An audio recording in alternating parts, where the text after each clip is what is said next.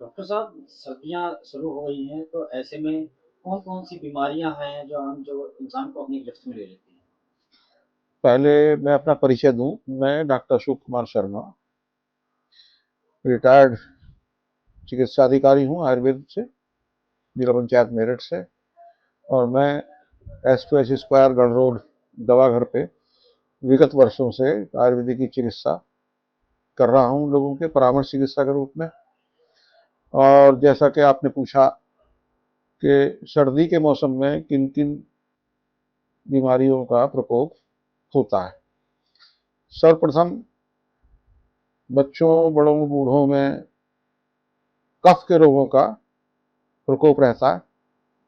सर्दी लगने से जैसे खांसी, नज़ला, जुकाम, एलर्जिक कफ या एलर्जिक अस्थमा या सांस फूलना, तेजी से सांस आना, छींकें आना, इस तरीके की बीमारियां होती हैं। इस तरीके की बीमारियों में आयु, काल और बल के अनुसार, यानी कि रोगी किस आयु का है, कितना बल है उसमें और कितनी उसकी आयु है, उस हिसाब से चिकित्सा निर्धारित की जाती है। आयुर्वेद चिकित्सा से एक लाभ यह है कि रोग मूल रूप से समाप्त होता है। कोई उसका कोई साइड इफेक्ट नहीं होता औषधियों का।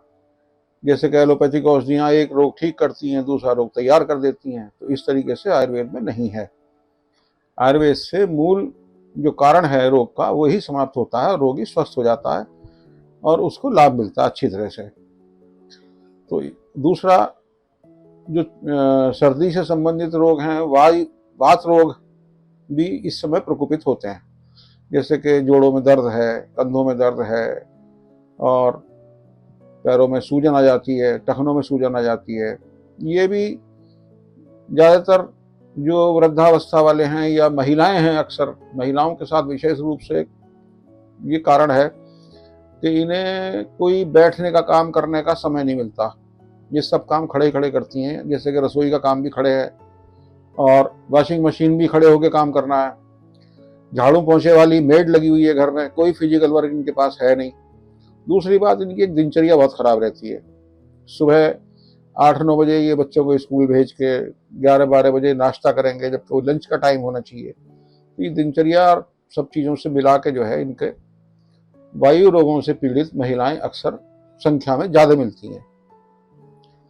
तो इसके लिए भी उपाय यही है कि आयुर्वेद की औषधियां हैं, उनका प्रयोग किया जाए, उनके द्वारा चिकित्सा की जाए, थोड़ा खान पान पर ध्यान दिया जाए, तो ये स्वस्थ रहा जा सकता है। ऐसी कोई बात नहीं है कि भाई आयुर्वेद में इन चीज़ों की चिकित्सा नहीं है। जब एलोपैथिक वाले तो ये कहते हैं कि वो एक दो दवाई लिख दी कि साहब ये घुटनों का जो कार्टिलेज है वो घिस गया है, आप ये दवाई हमेशा खाते रहिए। तो इस हिसाब से जो है हमेशा खाने लायक दवाई नहीं है। आयुर्वेद में तो यह है कि चिकित्सा से रोग का समाधान हुआ और आपको फिर दवाई की आवश्यकता नहीं है।